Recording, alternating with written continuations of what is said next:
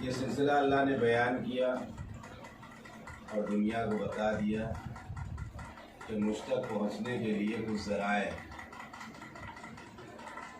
تم رسول تک اس وقت تک نہیں پہنچ سکتے جب تک آل محمد سے رابطہ نہ ہو، مجھ تک اس وقت تک نہیں پہنچ سکتے جب تک میرے رسول سے رابطہ ہے۔ اللہ کو کیا ضرورت تھی کہ وہ رسول کی اطاعت کا حکم دیتا یا اہل بیت کی اطاعت کا حکم دیتا؟ وہ ڈائریکٹ کہتا کہ ہم نے تمہیں پیدا کیا ہے، اگر تم ہماری اطاعت نہیں کرتے ہو تو تم پھر ہمارے بندے نہیں۔ اس نے قید لگائی ہے کہ رسول کی اطاعت کرو اور صاحبان امر کی اطاعت کرو۔ ایک سلسلہ بیان کیا، ایک رابطہ بیان کیا، اور دنیا کے ان لوگوں کو آگاہ کیا کہ جو کہتے ہیں کہ جو ماننا ہے اللہ سے ڈائریکٹ مان لو، وسیلے کی کوئی ضرورت نہیں ہے۔ وہاں واحد و یکتا قادر مطلق خدا بھی یہ بتا رہا ہے کہ میں اپنا پیغام محمد کے بغیر نہیں پہنچا سکتا۔ سبحان اللہ جناب، واہ واہ واہ۔ تو تمہاری حیثیت کیا ہے کہ تم ڈائریکٹ ہم تک پہنچو؟ ذات پروردگار تک پہنچنے کے لیے۔ اور دیکھیے ایک چیز آپ یاد رکھیے، آپ یہاں آ رہے تھے اور پہلی دفعہ آپ یہاں تشریف لائے، بھاسکر چوراہے میں پہنچے، اور پہنچنے کے بعد آپ نے کسی سے پوچھا۔ میں نے کل ایک بات عرض کی تھی کہ عقل اللہ نے دی ہے جو سب سے بڑا ہادی ہے۔ یہاں بھاسکر چوراہے پہ آپ نے کسی سے پوچھا کہ وہ 17 صاحب کے جانا شکتی کالونی میں رہتے ہیں، مکان نمبر آپ کو یاد نہیں تھا، گلی آپ کو نہیں معلوم تھی کہ پہلی گلی میں ہے کہ دوسری گلی میں، اللہ بڑا ہے، شکتی کالونی جانا ہے۔ ایک صاحب وہاں کھڑے جو سن رہے تھے، انہوں نے چلیے ہم آپ کو لے کے چلیں گے۔ آپ نے ان سے پوچھا کہ یہ بتائیے کہ آپ 17 صاحب کا مکان جانتے ہیں؟ کہا صاحب ہم مکان تو ان کا نہیں جانتے ہیں، مگر آپ میرے ساتھ چلیے، پوچھے پہنچا دیں گے۔ یہ بات جو ہماری اور آنے والے کی ہو رہی تھی، تو وہاں ایک تیسرا شخص سن رہا تھا، وہ ایک دم آگے بڑھا اور نے بڑھ کے کہا کہ آپ 17 صاحب کیا جائیں گے؟ جی ہاں سر، آئیے اب میں آپ کو لے کے چلتا ہوں۔ آپ جانتے ہیں؟ ارے ہاں، بس وہ برابر والا مکان تو میرے ہی ہے۔ اور کر رہے ہیں آپ؟ دیکھیے دو زاویے ہیں، دو نظریے ہیں۔ ایک نے کہا کہ صاحب ہم لے چلیں گے آپ کو، آپ نے پوچھا آپ جانتے ہیں؟ کہا نہیں جانتا تو نہیں، مگر پوچھ کے پہنچا دوں گا آپ کو منزل پر۔ اور ایک شخص ایسا ہے جو یہ ڈائریکٹ وعدہ کر رہا ہے کہ ہاں ہم پڑوس میں رہتے ہیں، اچھی طریقے سے جانتے ہیں، ساتھ اٹھنا بیٹھنا ہے، میرا یارانہ میری دوستی ہے، ہم کلوز ہیں، تو آپ کس کے ساتھ آنا پسند کریں گے؟ بھائی آپ ہے آپ کے پاس، آپ کس کے ساتھ آنا پسند کریں گے بتائیے؟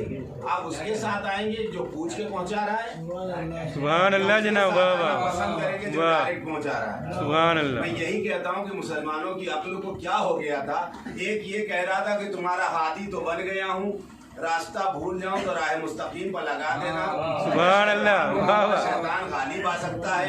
ایک وہ تھا جو کہہ رہا تھا کہ پوچھو میں زمین سے بہتر آسمان ہے۔ سبحان اللہ جناب، واہ واہ واہ۔ اللہم صلی علی محمد، واہ واہ، سبحان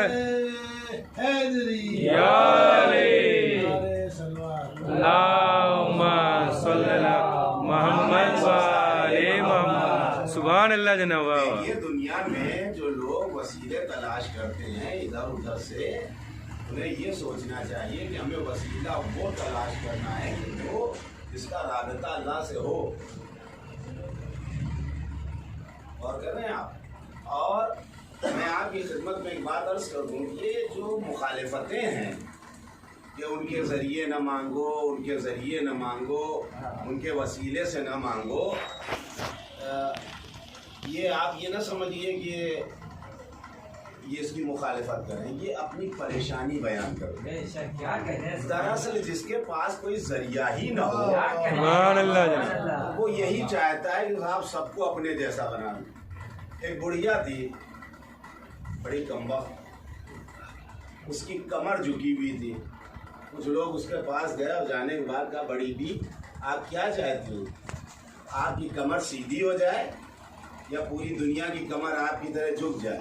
تو اس نے کہا یہ چاہتا ہے کہ پوری دنیا کی کمر ہماری طرح۔ صلوات پڑھیں مل کے، اللہم صلی علی محمد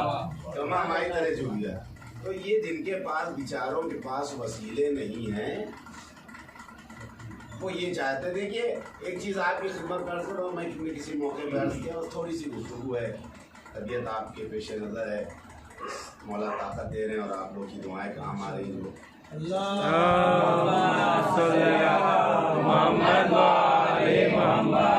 ایک چیز آپ یاد رکھیے گا, وسیلہ اللہ نے بنایا, وابتغوا الیہ الوسیلہ, اللہ نے وسیلہ بنایا, مقرر کیا.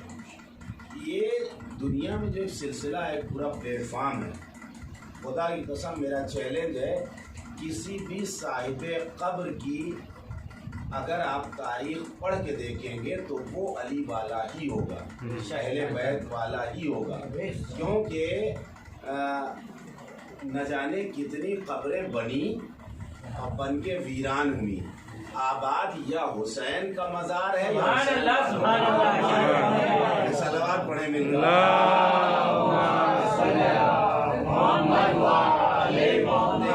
مٹانے کی کوششیں کی گئی. اسماعیلی بادشاہ تھا اور اس نے اپنے دور میں امام حسین علیہ السلام کا جو ایسا عالیشان روزہ نہیں تھا, آپ بیک ڈیٹس میں دیکھتے ہوں گے. اب تو سوشل میڈیا کا زمانہ ہے, واٹس ایپ وغیرہ پہ آپ دیکھتے ہوں گے کربلا 1900 میں کیسی تھی, 1810 میں کیسی تھی, وہ چھوٹے چھوٹے سے روزے. اور اس سے پہلے صرف قبر تھی. اور کر رہے میں بات عرض کر رہا ہوں, یہ جو مانگا جاتا ہے اس کے لیے بھی ایک بات ہوتی ہے کہ صاحب کیا مردوں سے مانگنا, جو مر گئے وہ کیا دیں گے. اچھا, جو مر گئے وہ کیا دیں گے؟ موت نہیں آتی ہے ان کو, یہ انتقال کرتے ہیں, یہ ہماری آنکھوں سے پوشیدہ ہوتے ہیں. جو صاحب قبر ہیں یہ ہجوم کرتے. دیکھیے اماموں کی بات جانے دیجیے, آپ راجستھان میں بیٹھے ہوئے ہیں, یہ شرف ہے آپ کا کہ خواجہ معین الدین سبحان اللہ جناب, آپ کے راجستھان میں پوری دنیا سمٹ کے آ رہی ہے.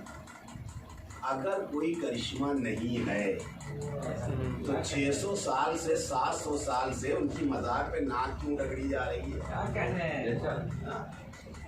750 سال ہو گئے, 788 89 سال ہو گئے,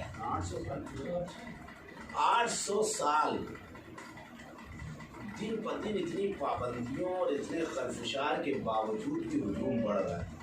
دیکھیں میں تو کربلا تو بہت بڑی چیز ہے کہ جہاں کے لیے ہم تو دنیا میں یوں ہی آپ کی نظروں کے سامنے جو مناظر ہیں جو آپ روزمرہ دیکھ رہے ہیں, اگر کوئی کرشمہ نہیں تو لوگ کیوں آ رہے ہیں؟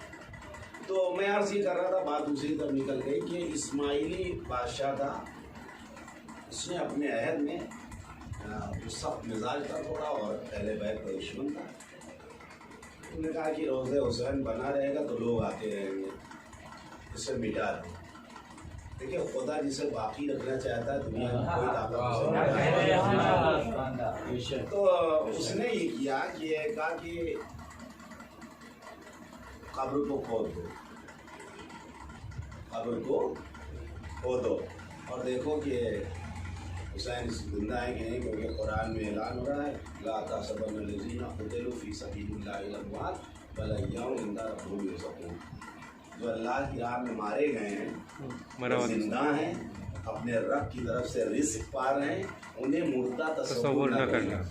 تو بادشاہ کا جو وزیر تھا وہ اہل بیت کا چاہنے والا تھا. اس نے کہا کتنا بڑا تو ظلم کرنے جا رہا ہے, مزار حسین کو توڑنے کی بات کر رہا ہے, میں تجھے ایک آئیڈیا دیتا ہوں. کہا کیا؟ کہا کہ حسین کا غلام ہے حر. حسین کی قبر کہاں بات کرا تو حر کی قبر کھود کے دیکھ لے اور تجھے پتہ چل جائے گا کہ خدا کی راہ میں مرنے والے زندہ ہیں. تو نے کہا ٹھیک ہے. اس حسین کی قبر کھودنے کا اس نے ارادہ بدلا اور جناب حر کی قبر کھودی. 1400 سال گزر گئے. جب قبر کھودی تاریخ لکھتی ہے کہ لاش ایسی تھی جیسے کل دفن ہوئی. اس کے بعد اس کی نگاہ اور آگے بڑھی, پھر اس کو رومال پہ نظر پڑی جو امام حسین علیہ السلام نے اپنی ماں کا رومال اسے گلے کو باندھا. جیسے رومال کھولا خون کا ایک فوارہ اگلا. آپ یہ بتائیے کہ خون کا دوران زندہ کی جس میں ہوتا ہے, سبحان اللہ جناب, یہ علامت ہے زندگی کی. مگر जालिम था, नहीं माना। उन्होंने कहा नहीं ये तो देख लिया हमने, लेकिन मगर मैं हुसैन के ताल्लुक हो। उसने कहा कि अब क्या तुझे रह गया, तो हुसैन की बात कर रहा है।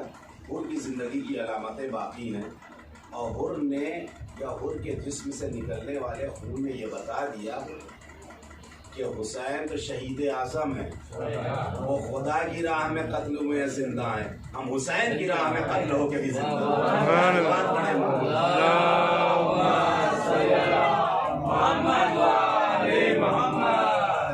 अच्छा ठीक है, खबर नहीं खोदते, और जिंदा इंसान की एक अलामत की होती है कि अगर उसके ऊपर अटैक किया जाए तो अपना बचाव कर जाए।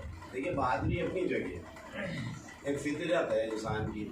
मैं उठा के एक पत्थर आपकी तरफ फेंकूँ तो फितरत में आप हाथों को सामने लाएंगे, अपने आप को बचाएंगे, चाहे जितने दिले हो आप, चाहे जितने बहादुर हो। अगर पत्थर उठा के आपकी तरफ फेंका जाए तो ये फितरत इंसानी है कि फ़ौरन आप अपने आप को बचाने की कोशिश करें।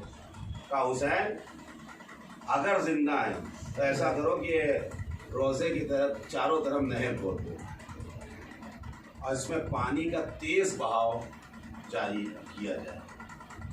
अगर हुसैन जिंदा है तो अपनी कब्र को बचा लेंगे, और नहीं तो पानी कब्र को बहा देगा। तारीख ने लिखा कि नहर खोदी गई रोज़े हुसैन के चारों तरफ, और फुरात से तेज़ रफ्तार में पानी छोड़ा गया कि रोज़े को बहा दे।